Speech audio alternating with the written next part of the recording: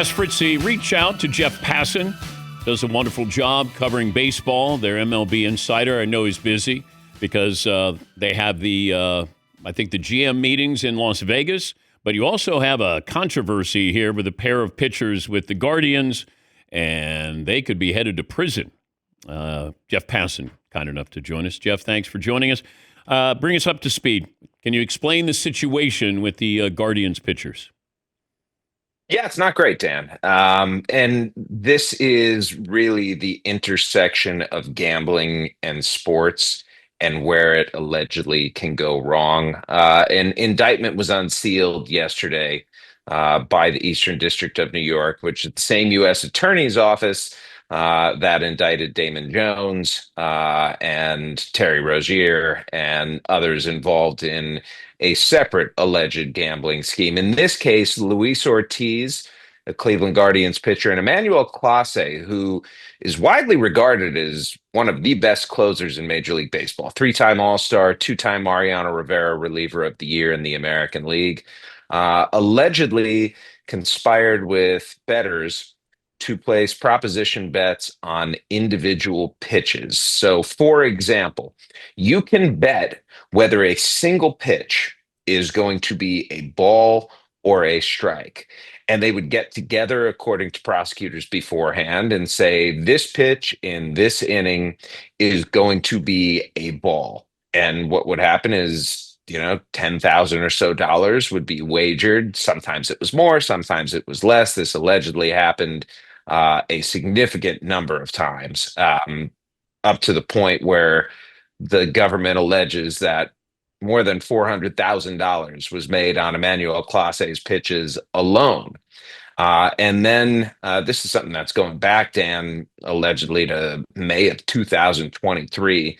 Ortiz came in, according to prosecutors, joined the scheme this year, and on June 15th, threw a ball, then was paid $5,000 to do so, and Clase got $5,000 for facilitating it. On June 27th, did that one more time, and the payment was $7,000. Now, Ortiz's attorney came out and said he is completely innocent of all charges.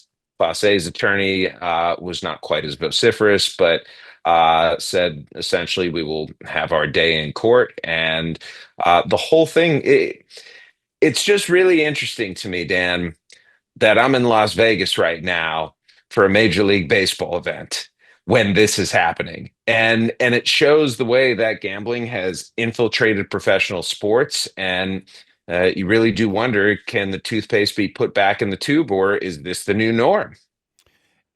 They don't cap prop bets.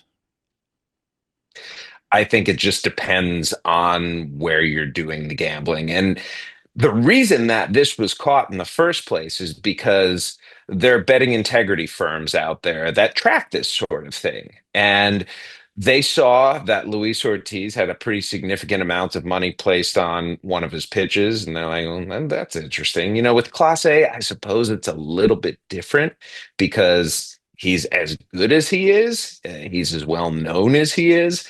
With Ortiz, it's a little bit different. Nobody knows who Luis Ortiz is. And so it happens a second time. And once it happened the second time, the betting integrity firms flagged the books, and Major League Baseball was informed. And almost immediately, both Ortiz and Clase were placed on non-disciplinary paid leave and have been gone from the Guardians since July. And, regardless of how this turns out in court, the notion that they are going to be back pitching at any point in Major League Baseball seems unlikely. And I've mentioned this before, that you'll have guys who are on the periphery. They live in a vacuum because they're probably thinking nobody's going to be tracking this. Right. I'm nobody. I can throw this pitch. My buddies can make some money. I get a little kickback here. It's just like Jonte Porter with the Raptors.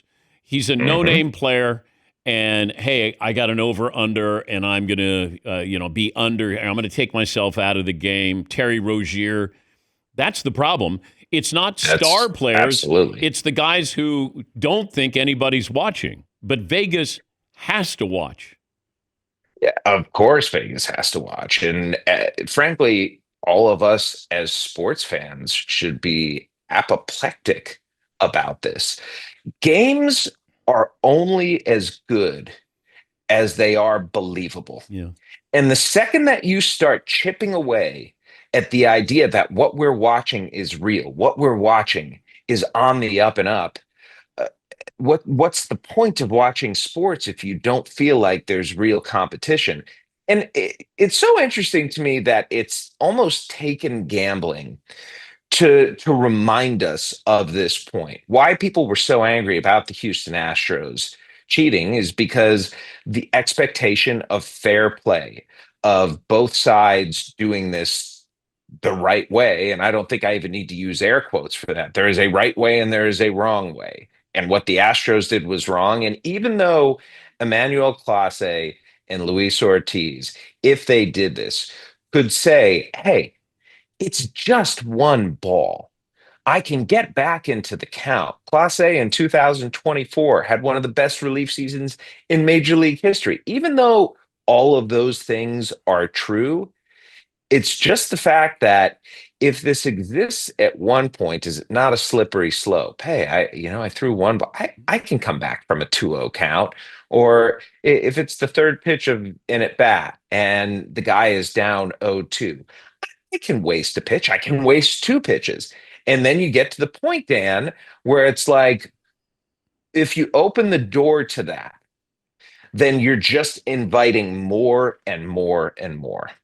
Talking to Jeff Passan, ESPN senior baseball insider. What's the spicy topic there in Vegas? Oh boy. Well, it's the Major League Baseball offseason. So spiciness, it's muted.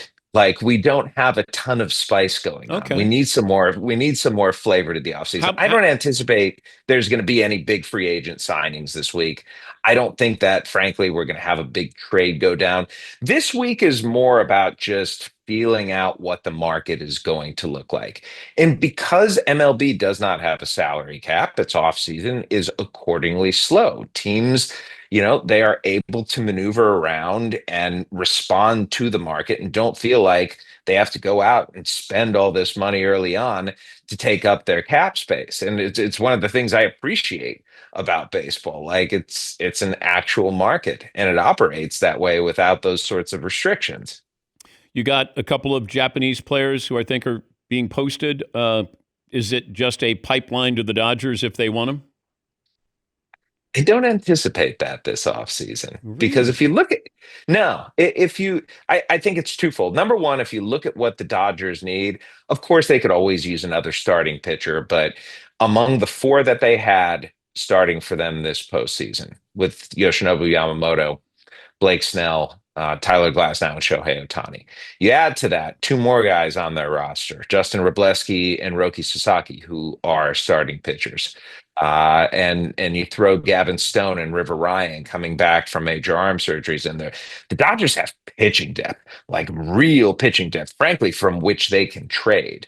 And Murakami, they just signed or they just picked up Max Muncy's option. Now that does not keep them from pursuing Munetaka Murakami, who is a massive power left-handed hitter, hit 56 home runs in a season, 22 years old, and has a chance, just an enormous ceiling. But between him and Tatsuya Imai, who's a right-hander who's about Yamamoto's size and has that kind of high-octane fastball, really good command and good off-speed stuff as well.